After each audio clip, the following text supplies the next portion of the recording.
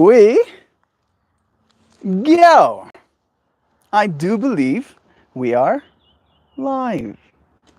So I'll say, indeed, and greetings unto you, beloved and holy friends. Thank you for joining me again, for finding within your day some time to spend with me. I'm trying to get my frame right so that I get some of these succulents and stuff in frame, and also a little bit of myself. Is that it? Yes. So tapper. That'll have to be it now, because I'm done finicking. If it Phoenix a little bit more, just a little bit more finicking. I appreciate you, friends, for finding yourself here. Today's stream topic is about being proud of yourself. I wanted to say today's stream topic is about pride, but that feels a little bit loaded in saying it in so many words. Today's stream topic is about pride, but especially so. Give me 1 second. Especially so, the pride we have in ourselves. You know, I feel like all of us probably have been through different experiences when it comes to self doubt, when it comes to worrying that you don't have what it takes, and feeling like an imposter, and not knowing, not knowing whether or not you're right, you know, whether or not you're good, whether or not you're appreciated, whether or not, etc., etc. And I believe that this, hey, Chauvin is here. That's nice. Hey, Shao. I believe that this doubt is something that hurts. You know, like it's actually painful. Have as big a role as you might want or think you should have. You might not be as valuable as you feel you are, etc., etc. But today's stream topic, in the same way as yesterday's, this mentality of it's gonna be okay, like a mother telling a child that you're gonna be okay, you know, that maybe you just had a nightmare and you come to your mom's bed pulling at her blankets and she tells you that it's gonna be okay. All right? In that way, we're going to again bring into our experience that feminine slash nurturing motherly energy in our own minds. And then we're going to project that energy towards ourselves in the way that a proud mother would towards that of her child. All right? That's what we're doing. We're doing that today. Because again, you are amazing. You are amazing. When you look at yourself through the eyes of a parent or a mother, and sure, you might have made decisions. You might have said things that make your parents not like you. You might believe different things, and as a result, it's not easy for you to get along with or to gain the approval of your parents. But, rolling it back to this but, I'm proud of you. I'm proud of you for being here right now. I'm proud of you for continuing existence despite how difficult it is. I'm proud of you for taking a breath of air right now. Right? Maybe proud doesn't have to be about pride. Say it in so many words. Maybe it doesn't have to be about pride.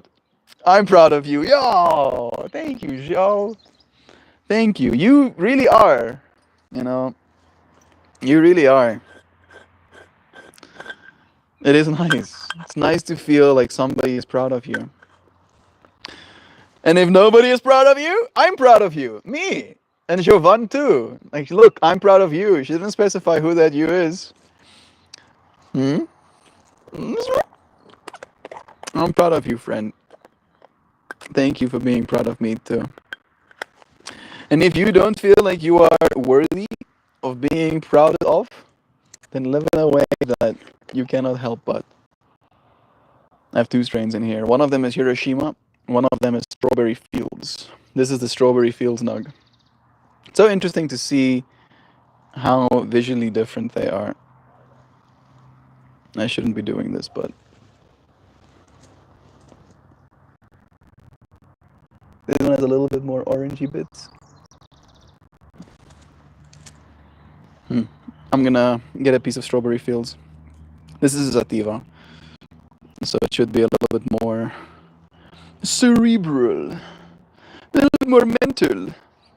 Today, I went to Johannesburg, technically Midrand.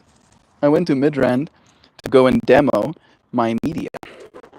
I built some media for a festival, no, for a night event. I don't know what you call it. Imagine people come to a place to dance, like a nightclub to go and demo the media, and they have insane speakers. They have like 5.4 million rands worth of speakers, which is 300,000 US dollars. 300,000 US dollars. I should show you what this place looks like. I do have. Let me see. I'll go here and I'll type in visuals. There we go. And then I'll scroll all the way to the top. This is. Okay, I need to download these.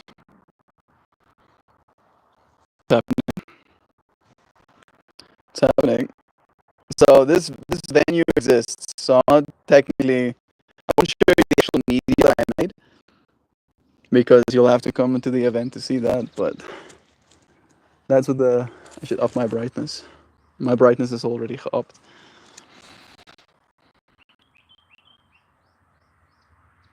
I think technically the best.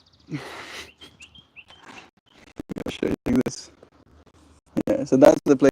Like I think this photo, I'm not clear enough. But that's a speaker wall. Please have mercy. There we go. Maybe that's the way. I'll bring you here.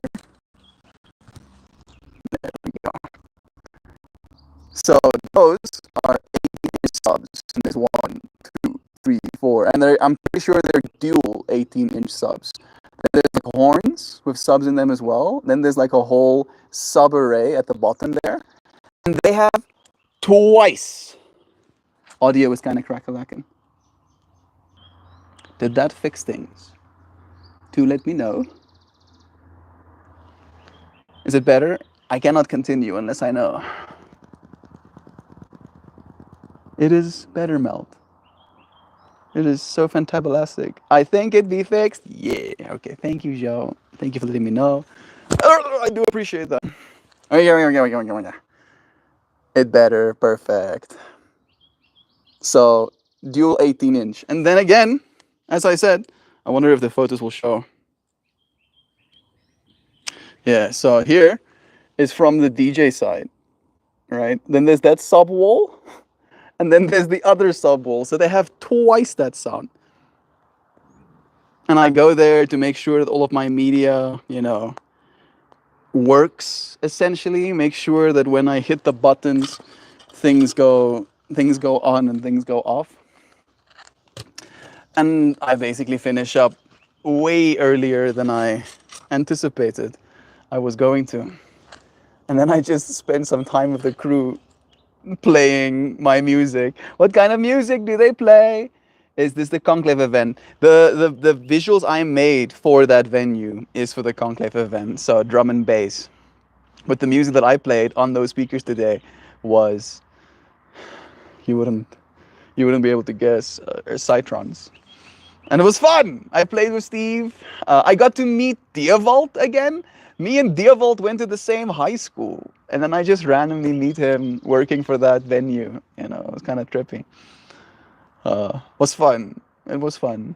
I actually enjoyed playing some of my own music. I showed myself that I know how to use CDJs. I know how to use CDJs, but I don't know how to use CDJs. And you might not even know what a CDJ is. And if that's the case, a CDJ is a mixing desk. It's the thing that plays the music, essentially. And usually you have 2 of them when it comes to professional DJing, so that you can play a song on one of the desks and then, fade with the little mixer in the middle. between the one and the other that's playing on the other desk. And I know how to do that. I do know. I don't think I'm good at it, but I do know how to. And I want to get better. And I feel like I'm happy that I got some practice today. It's nice to be able to grow and learn these things. It's nice to be able to meet people that I haven't seen in forever. Interestingly enough, that Dievold that I met today again, he, even in high school, used to do like AV stuff for the school. He would carry speakers and play music and stuff.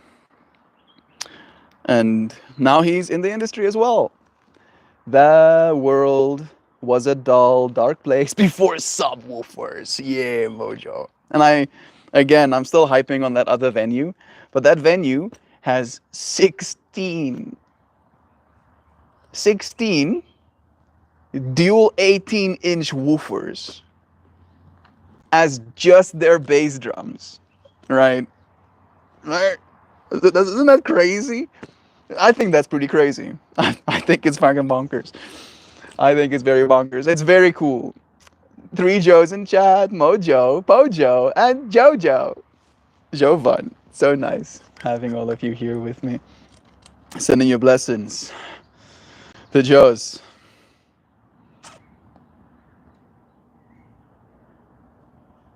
All right. I have some strawberry fields in here. And I haven't been vaping all day because I've been preparing for my meeting and then driving. And now back in a space where I can calm down for a second. Oh, yeah. I'm proud of myself. I'm proud of myself for showing up the way that I did today. I'm learning. I'm learning that I'm allowed to be proud of myself. Because I've been pretty rough, pretty hard on myself for the last while. Oh, it's raining? Yassi. Yassi, oh.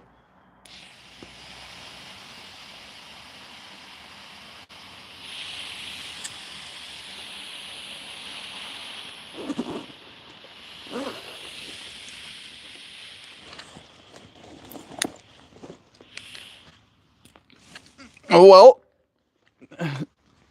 nothing to be done but to be done here. This is probably not going to be the best shot, but it's going to be one that's out of the rain, which is worth it.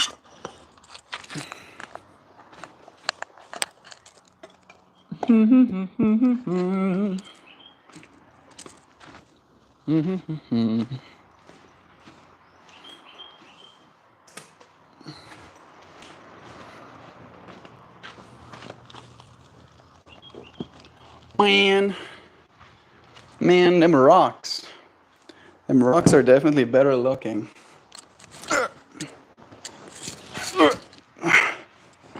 So,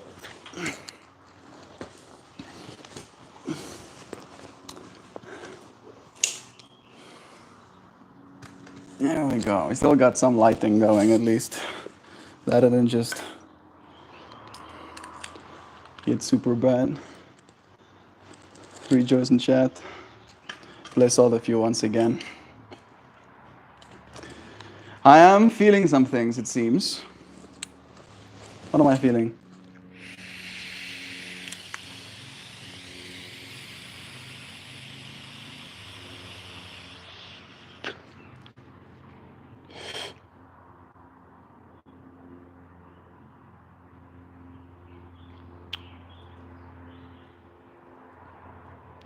I'm feeling that energy of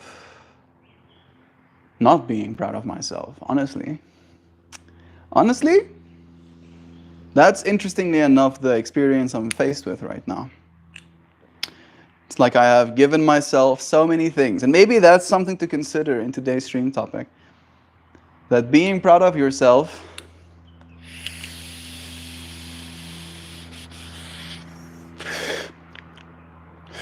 can be temporary.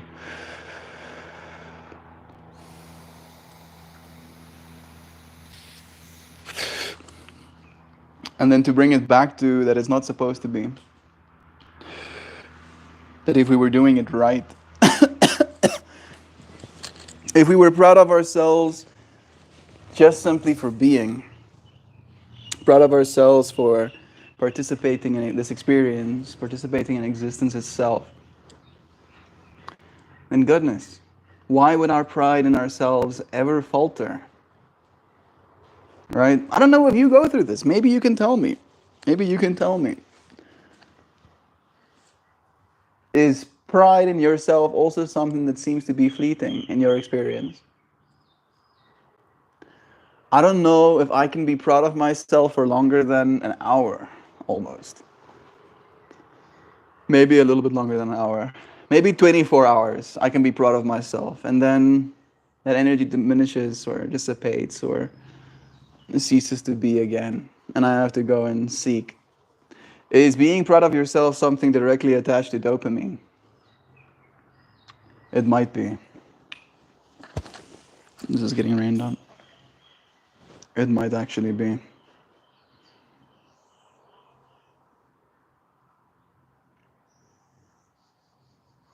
You know what I'm thinking about? I'm thinking about the mistakes that I've made. Technically, if we had to consider things from a algorithm perspective, looking at this like a robot, I was never supposed to smoke weed on stream. And it's one of those things where I have to either be disappointed in myself or I have to be proud of myself when it comes to circumstances like these. Right?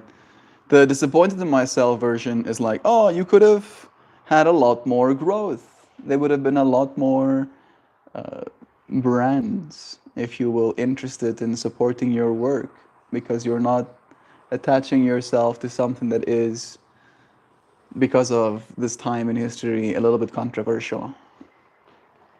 And then there's the part of me that refuses, right? Almost from a perspective of, I want to say almost aggression, not aggression, rebelliousness.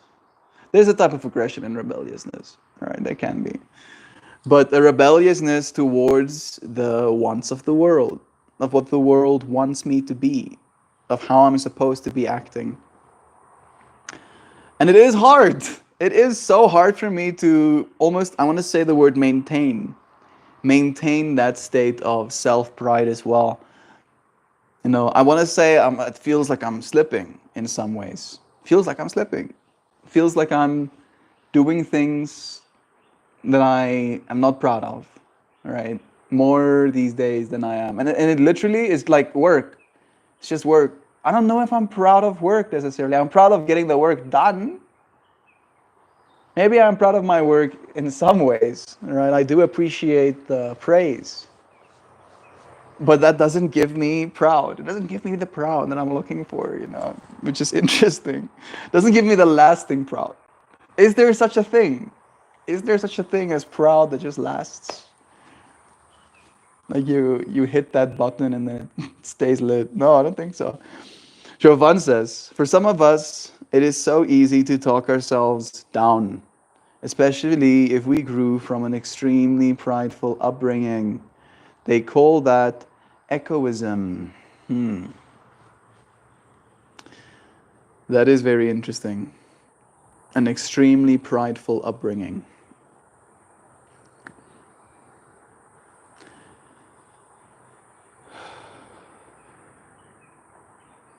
I'm asking the question of myself. Am I talking myself down? I think so. Maybe I'm not talking myself down. I'm talking myself in the middle, right?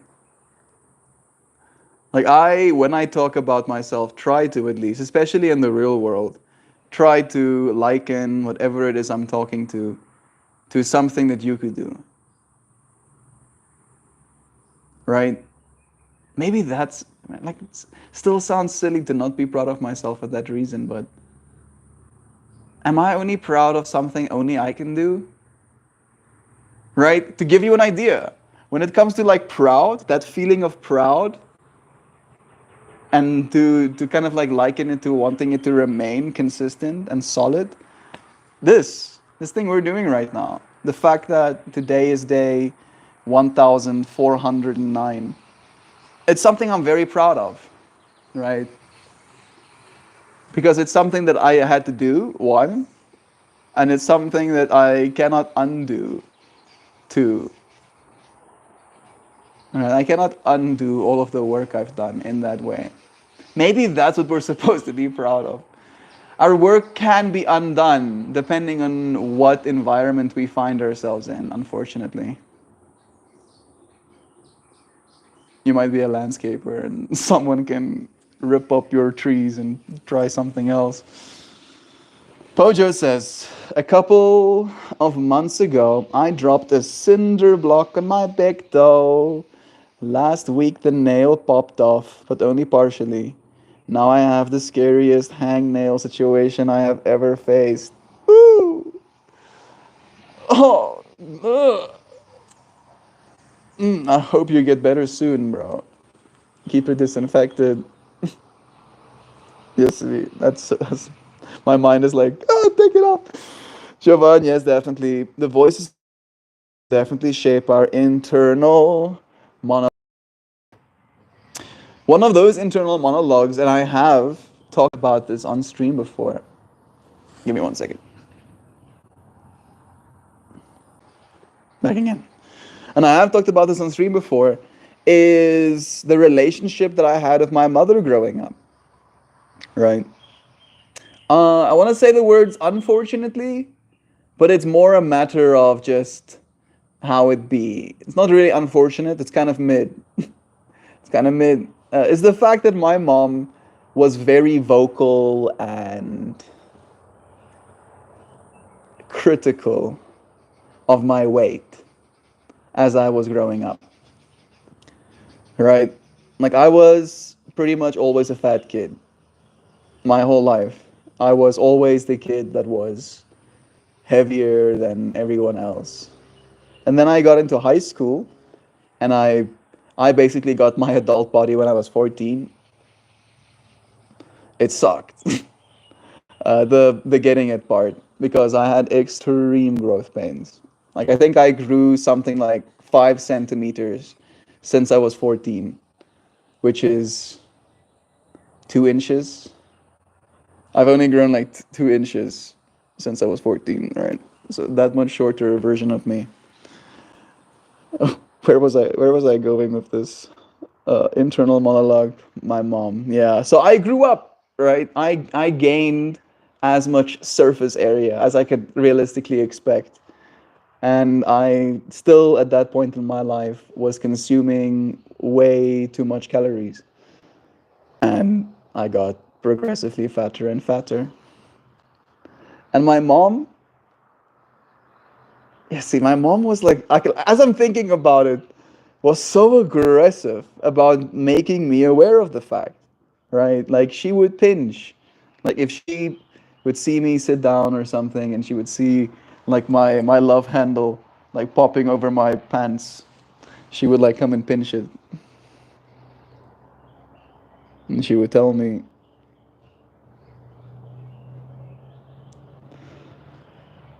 and I don't know if it's necessarily her voice, right? That's the line I'm going down right now. I don't know if it's her voice in my head, if I've adopted that voice in my head. But again, I had to give myself something to be proud of because I was told, what I was wasn't something to be proud of. The way I was wasn't something to be proud of. And maybe that's me being a little bit extreme, a little dramatic in my use of language, but that is essentially what it boils down to. And unfortunately, on my dad's side, I got told I'm not good enough with the way that I think. Right. So my mother's fractal in my life was very physical. She also like plucked my eyebrows and made my unibrow go away and would like pop my pimples if I had ones. And like she would tell me as well, again, right? I would wake up with a pimple on my face. none the wiser. And then I would find out by the time she saw me that I have a pimple on my face. So it reaffirms again that you are being looked at. My mom, I think, spectrum, right? I wouldn't be surprised. I wouldn't be surprised. And like, there's a certain observance, there's a certain looking, watching that I always felt as a child. And then I grew up. I became a little bit more conventionally attractive, slowly but surely. But before that happened, before that ever happened, before I gained that pride, that proud of myself, uh, it fucked my mind up a little bit. Oh, big surprise! Big surprise, right? It made me very, very cynical, made me very negative when it comes to how I see the world. Again, big surprise.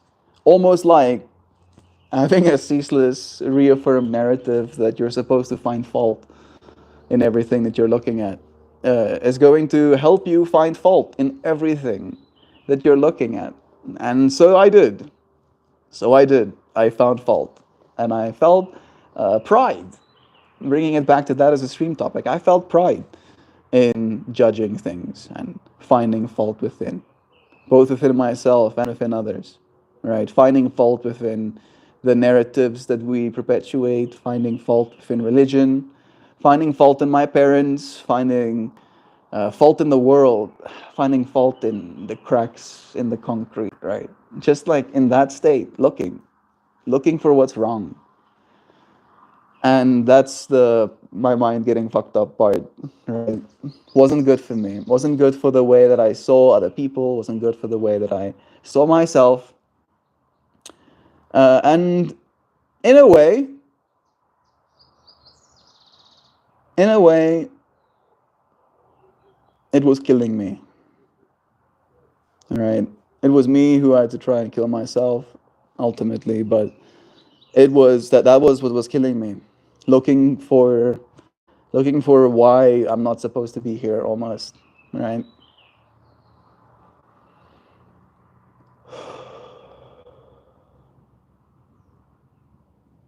And then I, of course, started thinking for myself.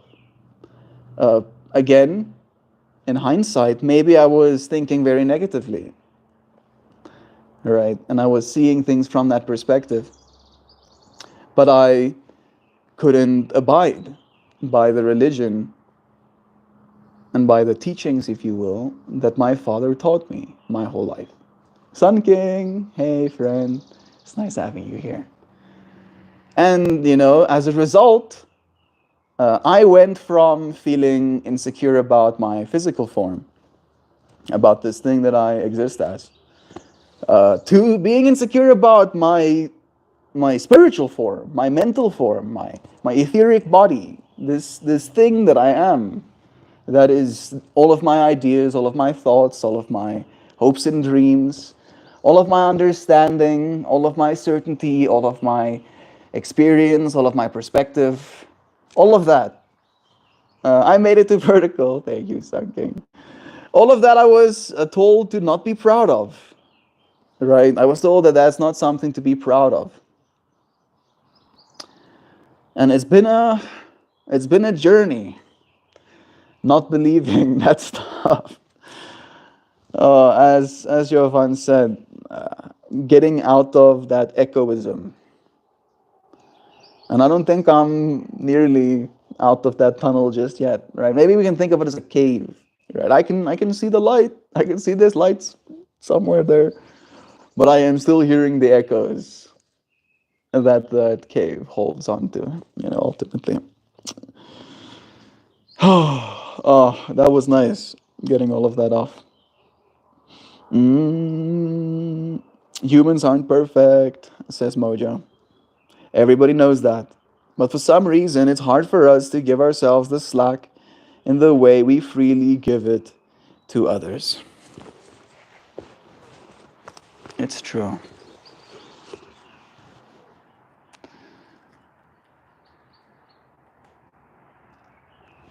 You know what I'm thinking about, Mojo, when you're saying that? I'm thinking about the slack we're giving others when it comes to our governments and our systems of power.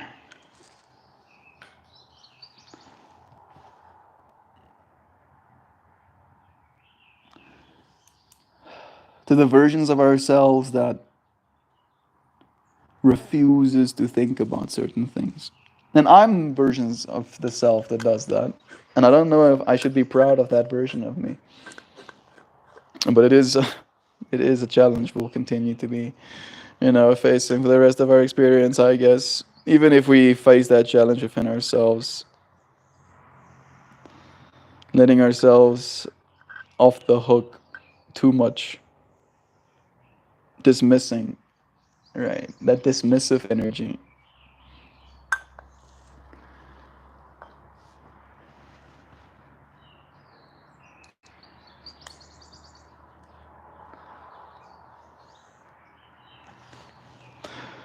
Yeah. What's the opposite of being dismissed? Being welcomed? Being invited? Hey, Google, what's the opposite of dismissal?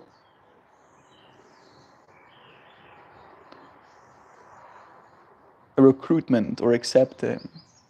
Yeah, that's the word. When the Burbies are singing their songs. I do hope you friends can hear that. I trust you do. Run towards the light. We actively are, friend. All of us. Taking one step at a day. Hope your foodsie feels better. You gotta wrap that thing and protect it though. For show. Please do not show. Yo. I agree. Come right. Yeah, just going to wrap it in duct tape and try not to think about it. It hurts to look at, so I won't look at it. The body image voice can be a brutal one, brother. Not letting it be the main focal point is how I navigate those ingrained opinions. Yeah. I kind of wish I was invisible sometimes. I've said that line, and people are usually taken aback by it.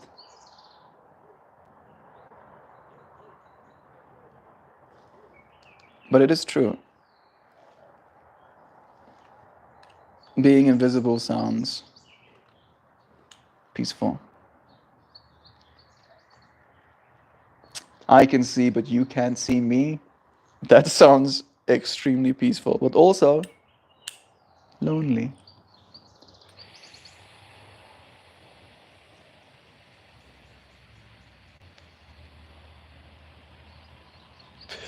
Acceptance is a great word. That it is, friend. I accept you. Maybe we have to accept ourselves before we can even think about being proud of ourselves. All right? Because acceptance is almost like creating the foundation on which the proud house is built. Yeah.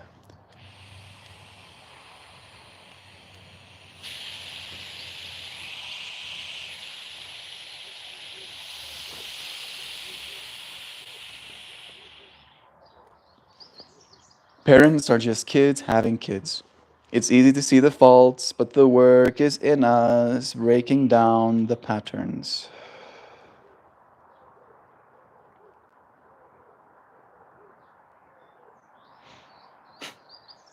Yeah. Fighting, repeating those patterns.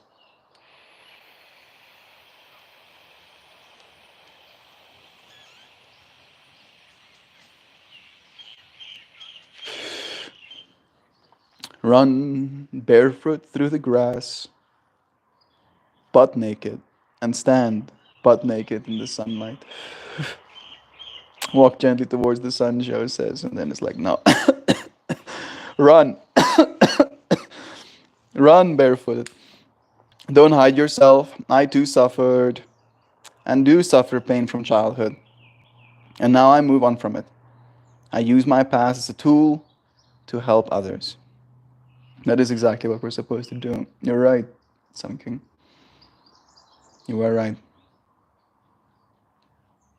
Using our past to help others.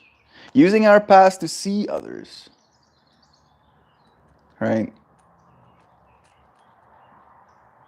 My favorite idea of why we talk to one another is because we want to make them feel what we're feeling.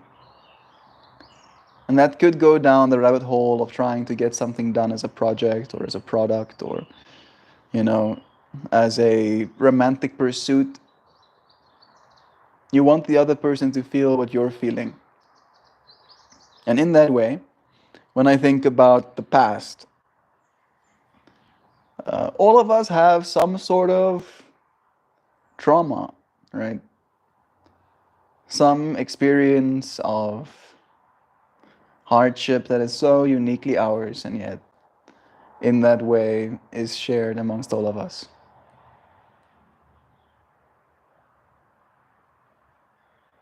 And all of that stuff goes unseen for the most part. When you look at me, you don't see what I've been through.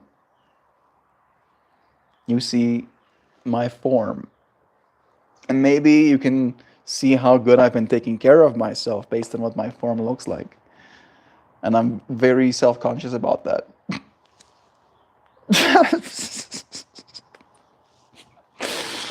But that being said, you will only see but a sliver, a fraction. You're seeing a fraction of the fractal that is this human being, that is Meltmore.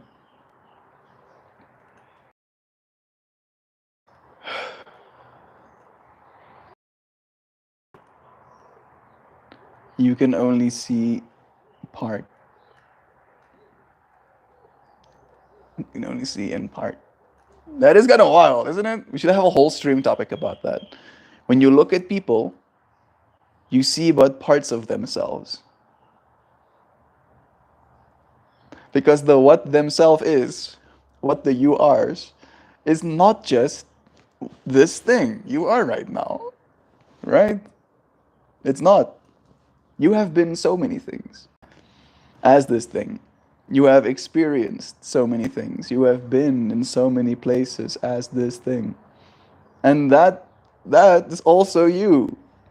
Not only the you that you are, but the you that you are and the where you are the you that you are in that moment is also a version of you that you aren't if you're not there, but it is you as well, despite the fact that it cannot be seen, despite the fact that you can forget things like that. Like there are trillions of different versions of yourself as this version of yourself, just depending on which environment you find yourself in, moment to moment to moment. Right? And maybe it won't be that big of a difference. Maybe the difference will become less and less pronounced as you experience more and more places. Maybe as you experience the trillion different versions of yourself that you've been, you start to learn who you actually are. And as you do, I encourage you to be proud of yourself. Proud of yourself that you have continued for so long, that you can and have been trillion versions of self. And trillions is probably a small number. Oh, okay, I'm gonna come back to chat. Do animals feel pride and shame? I'm wondering. Yes and yes, I would say. I have seen animals display, traits of pride in defending their territory. And I've seen animals display traits of shame in failing or in losing the fight in trying to make the other fail. All right. So I think so. I 100% think so. I've also seen, I don't know if it's shame. I think it's shame. I've seen dogs look very ashamed, right? Look like they feel super bad. Like they've done it. They let their animal get the best of them and they messed something up. But they look like they actually feel shame. They're like, oh. So yeah, I think so. What do you think? Do you think dogs or just animals in general feel pride and shame? I'm curious to know what you friends think. And maybe we can ask this question as well. It's like, do you think there is a specific emotion that is uniquely human? Asking that question brings up some stuff, huh? I think one of the things that's uniquely human is our empathy, all right? Our ability to feel sorry for something. Maybe other things can, but the fact that we do, to the extent of like saving something, feeding something, like we have ancient bones that we've discovered of someone who had their leg broken, and it healed back. It didn't heal back properly, but it healed back, which means they didn't die from that break, which usually would have happened in a normal animal scenario. That animal dies. That's just how it is, right? Like the herd is not going to take care of that animal. However, with humans, someone did. That person continued to live because someone did take care of that person. And I think that is one of the things we're supposed to be proud of about people. And I feel that's why we're so angry, and that's why we feel like we're experiencing a collective sense of suffering, because there's parts of our humanity that don't want to take care, that don't have that empathy for other people. And it is appalling because we have evolved, we have become more as a species to be able to feel this very hard emotion. And you can drown it out. You can live a life of opulence and experience just the best side of it, but it doesn't make that go away. It doesn't make that soul's yearning to make the world a better place go away. Just makes it a part of the backtrack, of your experience. Yo, folks, what are we kicking around today? Some pride. We're kicking around some pride. Proud of ourselves. What we are proud of as a species, what we think is proud worthy, for example, could be a cool thing to think about as well. Jovan says, my dog will act very ashamed when he's spotted somewhere indoors. He tried to hide it, but tells on himself with his behavior, head low, ears dropped, tail between legs, and stays hidden. Yeah, and then you see that behavior, and it like illuminates in your mind, like, oh, there's some piss on the ground somewhere. I'm sorry for being so derogatory. Some pee pee, some urine.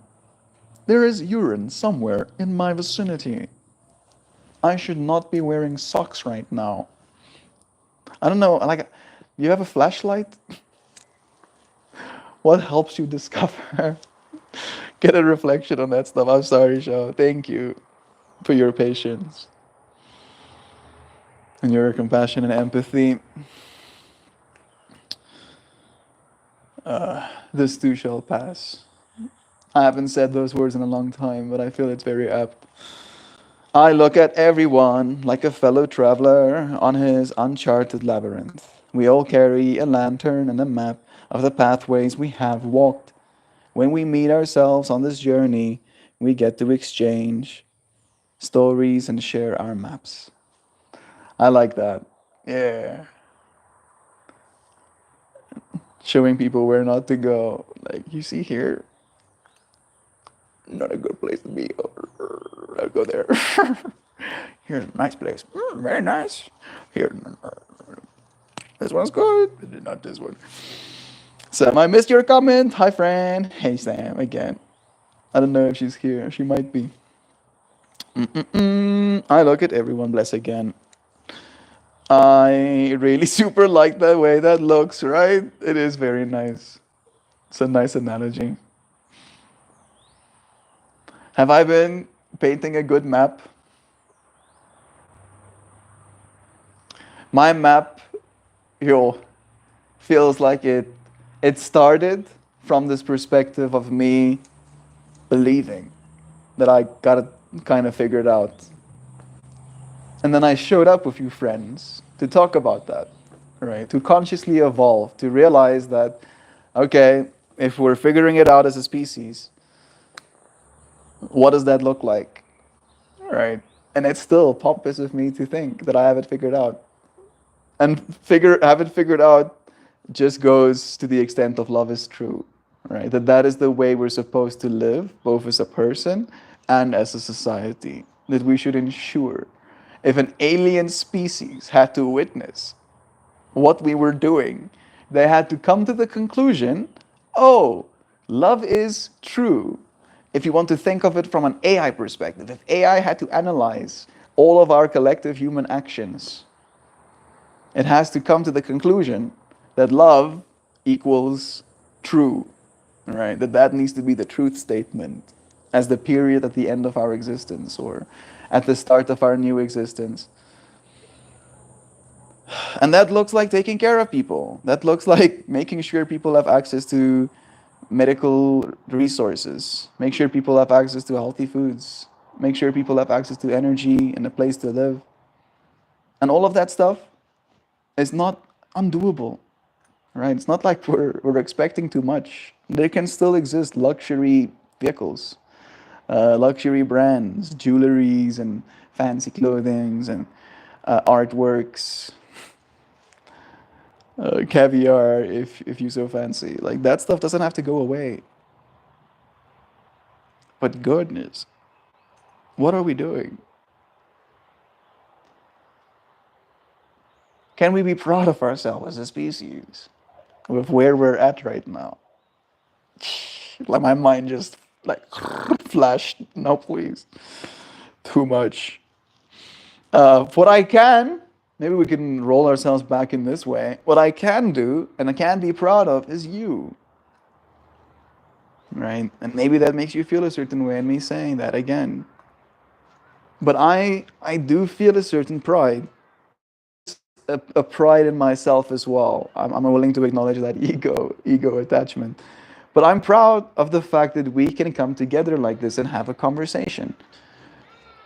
That despite how disconnected we feel right now because of the internet and how echo chambered, how a deep sense of dissonance, confusion, if you will, as well. So many layers, and yet still, human connection, remains at the forefront of our minds. It is some sort of power. I'm proud of you, friends, for practicing it. I think animals are emotionally evolving right before us. We just haven't really studied it so much in the metaphysical that we have yet to understand. It's a beautiful point you're making, Jovan. I've been thinking about the fact that cats will like learn to mimic, and then they'll make like a little meow, meow as they're walking into the door, for example. And there is no evolutionary reason for them to do that other than they're mimicking you in noticing a pattern of every time they enter the room, you might go, oh, hey, little cat. And then they start doing the same. They greet you as well. Right? And that is, to echo what Jovan just said, I believe at least, a kind of emotional evolution. Because that entity never had the capacity to do that. Right? It's not something that was a part of their frame of reference. And because they find themselves in environments with human beings, there is a certain extension. This emotional entity that you are extends into their realm of experience as well. Right? And dogs definitely can interpret your your mood, your your state of alertness and anxiety. And again, I was gonna say, I don't know how many emotions dogs have. Thinking back down to like the wolves archetype, they might have, they might actually have more emotions than wolves. I think. Would that be true?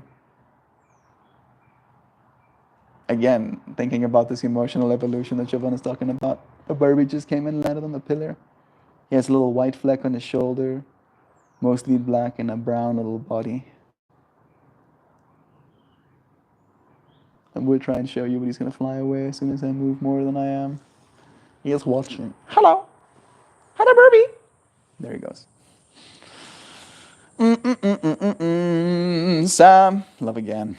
Yo, a long time ago, I had a dream of a lighthouse beyond the dark forest, strewn with people lost in the dark.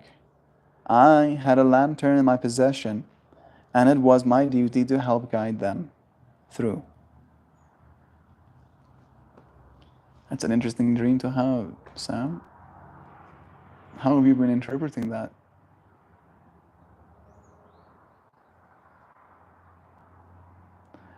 I feel I've had experiences like that myself. I feel like I'm having that dream right now. And I don't know.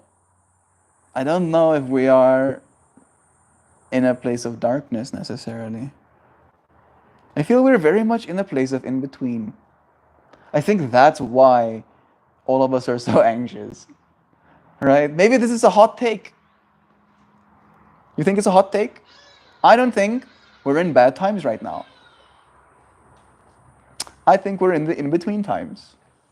And it's the in between times where we're the most anxious because we don't know which way we're going next. Right? And that's why we're not happy. That's why it feels like it's dark right now. Not because it actually is, but simply because we're interpreting it as such. Oh man. Is that birdie stretching or does he have a little bum foot? He's fully grown, so he's been fine this whole time. All right. Love is truth, and the truth shall set you free. Oh, yeah. Sam, maybe that is because you have a guiding spirit. I believe that you are a guiding light for many. I do think so too. I call it a dream, but it was a vision. Because that ship sailed when I was awake. I like that. I like the fact that I modified your words and it sounds more writerly. That ship sailed when I wake. But you were on it already, unfortunately.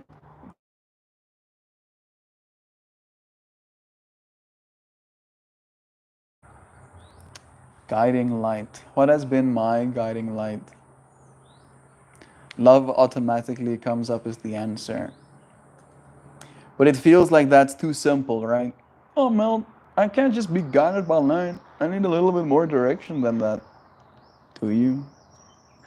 Do I need more direction than that? Do I really need to do more than show up for that? Automatically, the instinct arises to tell myself that I want to. I want to. I want to do things. I want to do more things. I think we're back at the whole wanting to make the world a better place. Finding balance in that experience as well, right? Unlike the fact that I modified your words, I do not. Yeah, I know. That's why I said it. That's why I said it. That's literally why I said it. But I don't wanna. I don't wanna just like. I use my curse words very deliberately, and maybe you do too. And I get that. I get that. But it's almost like I have a budget. I try not to, unless I'm really laying it down. I'm really feeling something. Then I'll drop an F or something. And again, for no particular reason other than it makes a part of me cringe. Maybe it makes the part of me cringe that is my dad. We were talking about those patterns, and how voices of the past still echo, still having some echoisms going on. Light bearers and to illuminate the path. Absolutely, bro. Love is true. Some light bearers. All right. I appreciate you, friends, for joining me for this one. I'm gonna wrap it up. Start a horizontal one next. Thank you, friends, for joining me. I'll see you again soon. Tomorrow. Goodbye, everybody.